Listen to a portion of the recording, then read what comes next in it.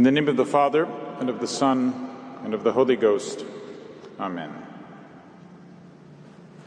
Thus it is written in the ancient law in the book of Leviticus, "The life of the flesh is in the blood, and I have given to you, saith the Lord, that you may make atonement with it upon the altar for your souls, and that the blood may be for an expiation of the soul."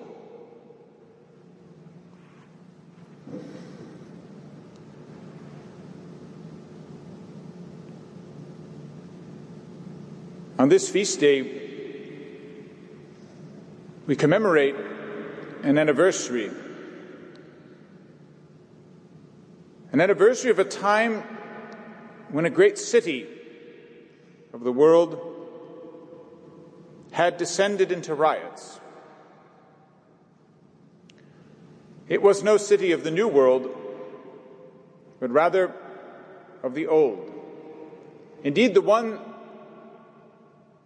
that has for ages gone by the name of the Eternal City, the city of Rome. It was the time of that great Pope for whose canonization we continue to pray, Blessed Pius IX. Some of you may not know that when Pius IX ascended the throne of Peter, he was not known as a great guardian or defender of the traditions of the old world. The greatest political mind of the time, Metternich, remarked, no doubt with a smirk, "We had planned for all things except for a liberal pope." By no means did Pius IX have any intention of altering doctrine or the teaching of the Church and faith and morals. Nevertheless, he did come to his pontificate with a desire to make reconciliation with the revolutionary forces that had been at work in Europe for over 50 years. He soon found, however, that the more concessions he made, the more political criminals he pardoned and released from prison, the greater and more violent the demands became. On the part of the people of Italy, especially those residing within the pontifical states, so it seems, but in reality, simply mobs under the instigation of radical liberal sects. These Freemasonic groups spurred the people on to be satisfied with nothing but the complete upheaval, not only of the pontifical states, but even of the church government itself, the introduction of a lay ministry, and perpetual war on the Catholic states that remained in Europe. Pius IX made some concessions to these demands, but absolutely refused to make war on Catholic Austria. This one refusal was enough to cause Italy to descend into riots, and the Pope was denounced as a traitor to his own country. His own Prime Minister was stabbed to death while ascending the steps of the Cancelleria. Another papal prelate was shot while simply standing at his window. The Pope himself barely escaped with his life and then had to spend 2 years of exile in Gaeta. Rome then became a sort of autonomous city, if you will, ruled by anarchists who now betrayed the people in all their promises to them and committed countless outrages against them. The Pope appealed for help to the Christian nations of Europe, and help would indeed come, as Providence would have it, from the very nation that had started this stir, revolutionary France. French troops, under the command of a brave general, entered Rome and restored order to the papal territories in 1849 on the feast of Saints Peter and Paul. And the victory became definitive on July 1st. The Pope would not actually be able to return safely to Rome until the following April. Nevertheless, he wished already to commemorate this great victory for the Church by instituting a feast on July 1st, the feast of the most precious blood of Jesus.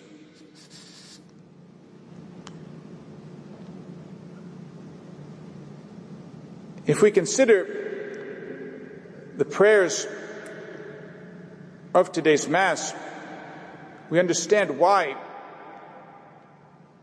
this Holy Pope would choose this mystery of our faith in particular to commemorate the victory against the forces of liberalism in his time. Without blood, says the Apostle to us in the Epistle to the Hebrews, which we read today, without blood there is never forgiveness of sins. There is never deliverance. The victory achieved over 170 years ago in Rome must be attributed to the precious blood of our Savior, Jesus Christ.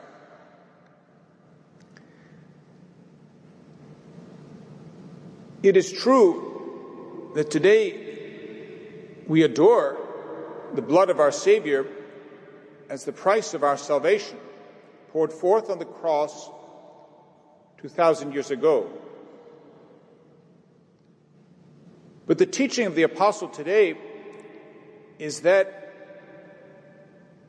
the blood of Jesus is offered as the price of our redemption, not only 2,000 years ago, not only in 1849, but today in the liturgy of heaven, described so marvelously in these inspired words of the Epistle to the Hebrews.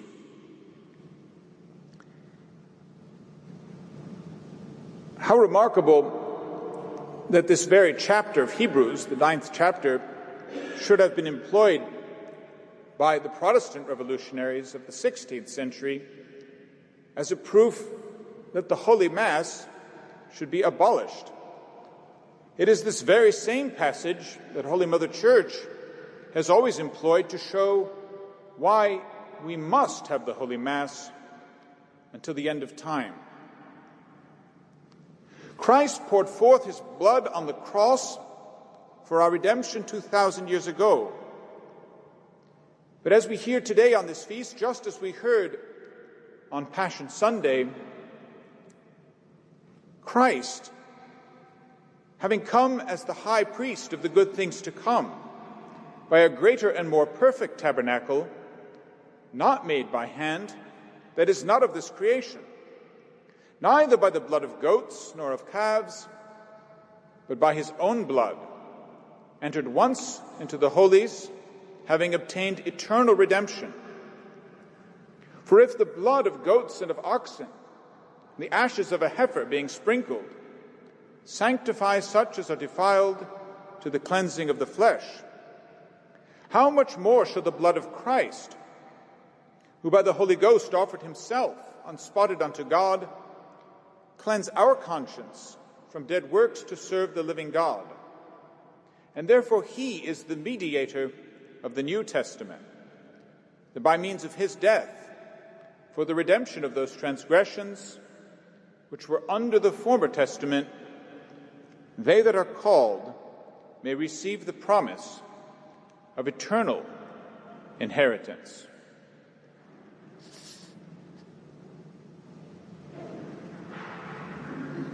Christ not only poured forth his blood on the cross, he presents his blood as the price of our redemption to the eternal Father at every moment.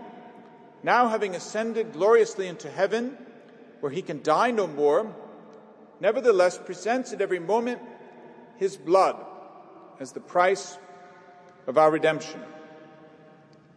And yet, what possible connection could we ever have with that eternal liturgy in heaven, if not the liturgy enjoined here on earth by our sweet Savior himself before he took his leave of us to ascend the highest heavens? With this commandment, do this in remembrance of me.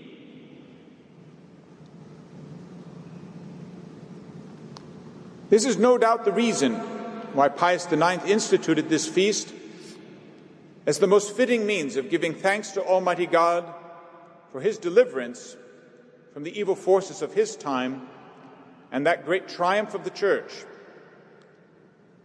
Without the blood of Christ, there is no deliverance. But with the blood of Christ, made present for us in the holy sacrifice of the Mass, day after day, until the end of time, we enjoy the fruits of Christ having entered once for all into the Holy of Holies, having obtained for us our eternal redemption. Lord Jesus Christ, thou hast redeemed us in thy blood and made for us a kingdom for our God. Amen.